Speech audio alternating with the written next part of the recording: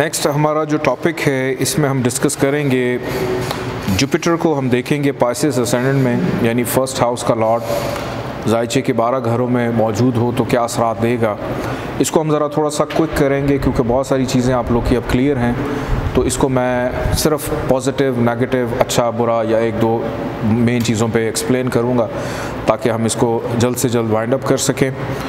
और जुपिटर के पास जायचे में 2 हाउस हैं, जायचे का पहला और चौथा घर, यानी केंद्र के 2 घर हैं, बड़े इंपॉर्टेंट हाउसेस। और जुपिटर चूँकि असेंडेंट का लॉर्ड है उस वजह से ये जायचे का सबसे अच्छा प्लैनेट है, बेनिफिशियल। और जुपिटर को इस जायचे में मज़ीद ताकत देने के लिए जो स्टोन पहना जाता है वो है येलो सफ़ायर, पीला पुखराज।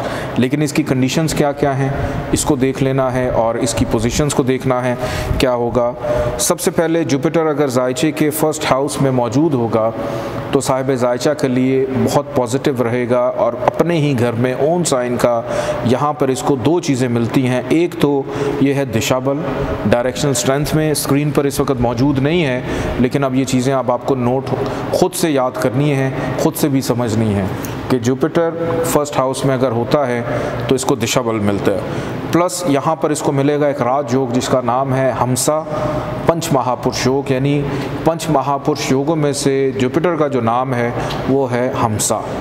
हमसा यानी एक गुरु का योग, एक साहिब इल्म का योग, एक खैर बरकत का योग, एक साहिब जायचा को नॉर्मल से अबव ज़िंदगी देने वाला योग, इज़्ज़त भी दे, सहरंगेज़ी भी दे, अच्छी गुफ्तगू भी दे, एक इक़्तिदार भी दे, कारोबार में उसको इज़्ज़त मिले, लोग उसकी तारीफ़ करें, वो लोगों के लिए बेनिफिशियल हो, ना कि फितना फसाद फैलाने वाला हो, हर लिहाज से दूसरों के लिए बेनिफिशियल हो।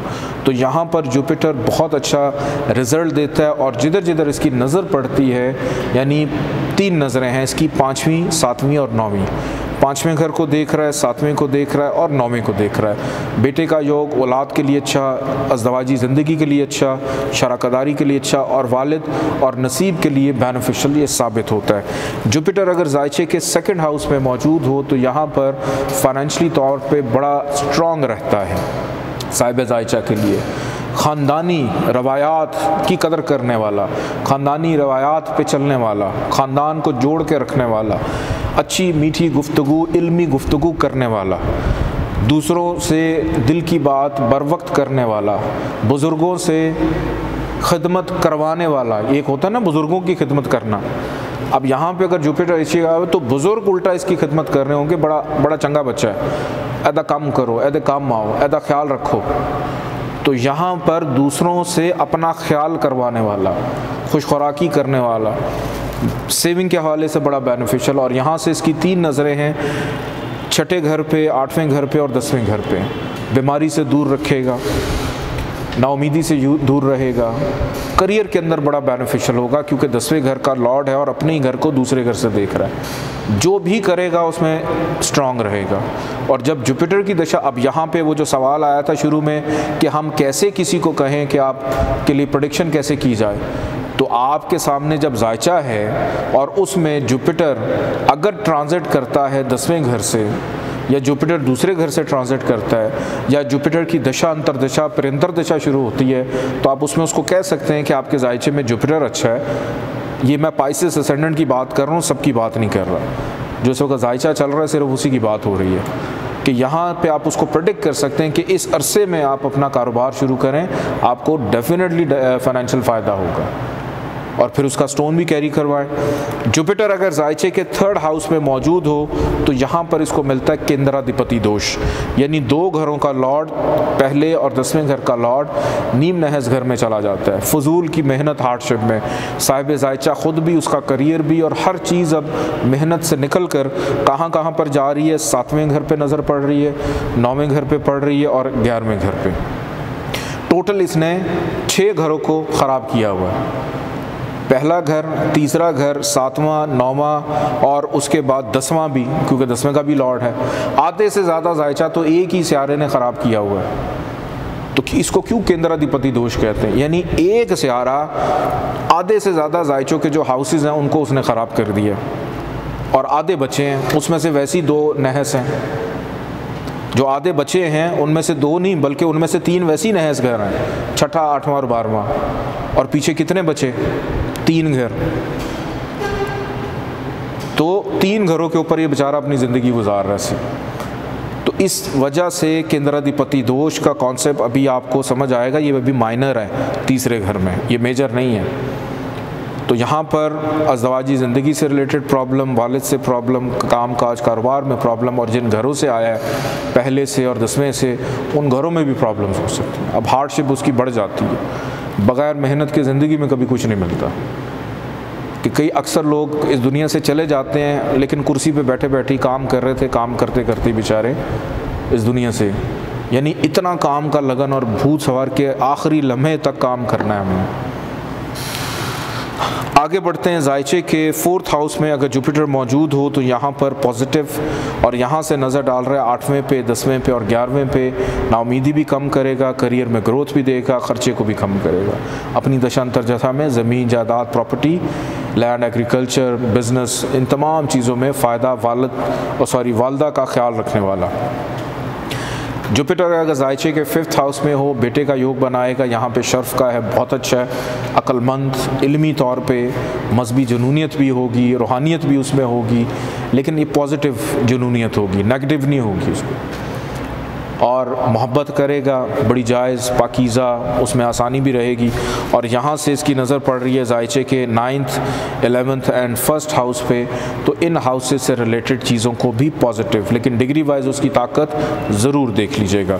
जुपिटर जायचे के 6th हाउस में अगर मौजूद हो, अब यहाँ पे ये लिखा हुआ है माइनर, लेकिन ये माइनर नहीं है, मेजर है। ये टाइपिंग मिस्टेक है, इसको आप ठीक कर लीजिएगा। यहाँ पर जुपिटर का होना केंद्राधिपति दोष, यहाँ पर इसको माइनर हमने नहीं किया, ये मेजर ही है।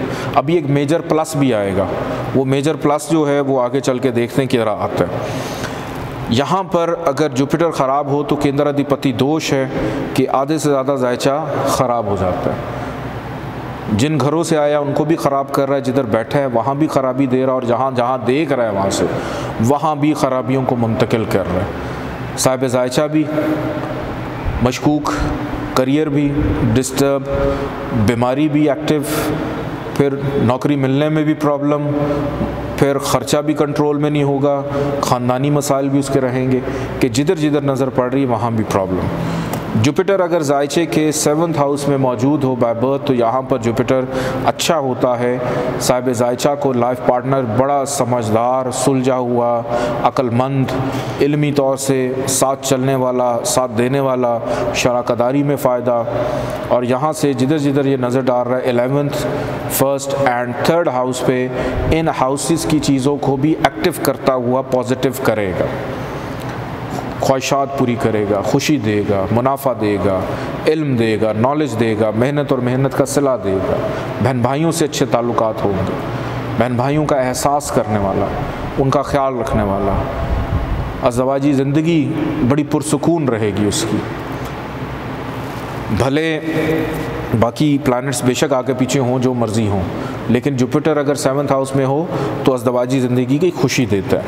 नेक्स्ट हाउस की जाने बढ़ते हैं। जुपिटर अगर जायचे के 8वें घर में हो तो यहाँ पर केंद्राधिपति दोष इसको फिर से लगेगा, क्योंकि 8वां घर नहस घर, नाउमीदी मायूसी में जाके ख़ुद साहिब जायचा बैठ चुका है। और यहाँ से जिधर जिधर देख रहा है 12वां घर, दूसरा घर और चौथा घर, इन घरों में भी ख़राबियाँ मुंतकिल कर रहा है।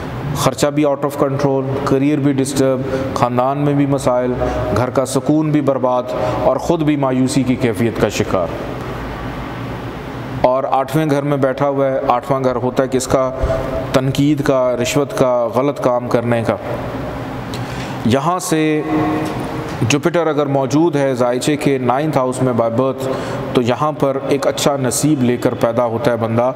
यानी केंद्र का मालिक अगर मूल त्रिकोण में चला जाए और मूल त्रिकोण का मालिक केंद्र में हो तो ये भी एक बड़ा अच्छा योग बनता है, क्योंकि मूल त्रिकोण और केंद्र ये जायचे के बड़े पावरफुल हाउसेस होते हैं। लेकिन हबूद का ना हो, गरूबियत का शिकार ना हो, डिग्री वाइज अच्छा हो, तो खुशकिस्मती, बाबरकत सबके लिए इल्मी तौर पे भी, हायर एजुकेशन, आला तालीम, बहुत हाईली क्वालिफाइड होगा ऐसा बंदा, और यहाँ से इसकी नज़र पड़ रही है पहले पे, तीसरे पे और पाँचवें पे, इन 3 घरों के लिए भी पॉजिटिव रहेगा।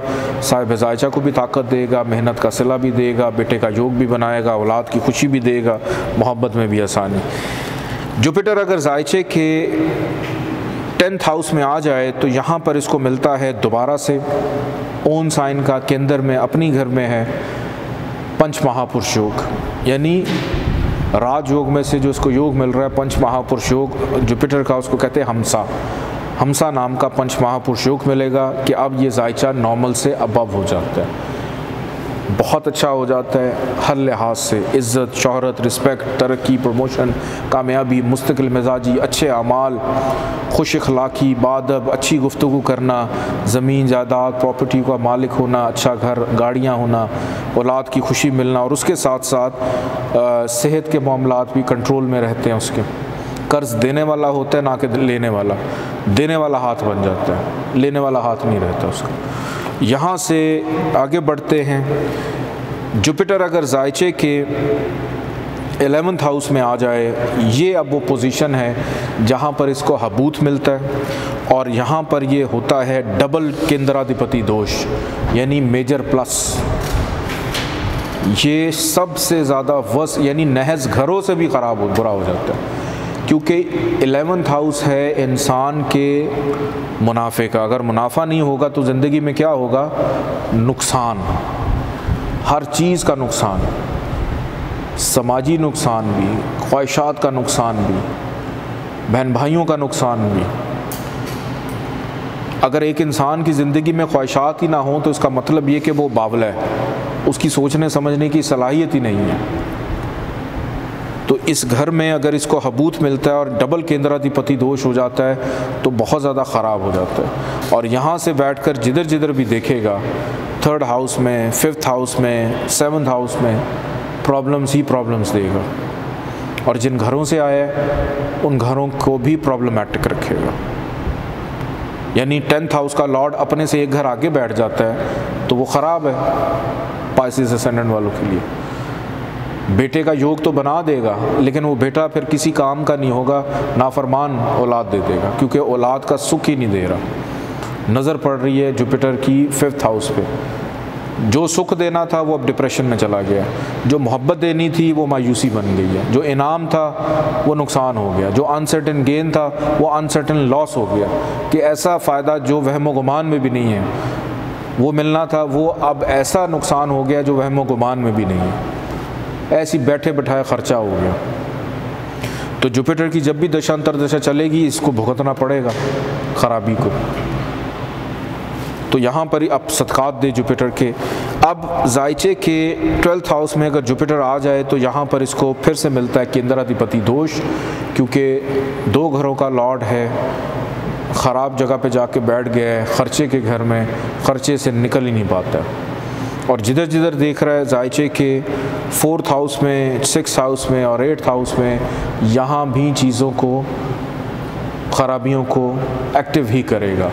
क्यों? क्योंकि नहस घरों में तो मेजॉरिटी जो चीज़ें वो हैं ही ख़राब, प्लस 4th हाउस एक अच्छा घर था वो भी इसने ख़राब किया हुआ है, घर का सुख भी नहीं है, जुदाई, घर वालों से दूर। तो आप कह दें कि बेहतर है कि किसी और मुल्क में चले जाओ, वहाँ पे जाके अपनी किस्मत को आजमाओ। 12वां घर क्यों हम कहते हैं इमिग्रेशन का? वो ऐसे तो नहीं मंसूब के जी, असल 12वां घर है जुदाई का, फासले का, अपने घर वालों से दूर रहने का। तो अब हम ज़्यादा से ज़्यादा तो ये कह सकते हैं ना उसको कि यार घर वालों से अगर आप ये कह दें कि आप दूर हो जाओगे तो उसकी शक्ल बन जाएगी या उसके घर वालों की। तो आप आसान जुमले में कह सकते कि भाई आप किसी दूसरे मुल्क चले जाएं, कम से कम टेलीफोन पर रब्ता तो रहेगा कि जब वापस आएगा कोई तोहफे तोहफ़ ले आएगा। तो ये असल में योग बनता है जुदाई का, 12वें घर का। तो हम आसान लफ्ज़ों में ये कह देते हैं इमिग्रेशन का, क्योंकि ऐसा बंदा हिजरत कहीं दूर चला जाता है। नेक्स्ट हमारा जो टॉपिक है उसकी जाने बढ़ते हैं, लास्ट टॉपिक।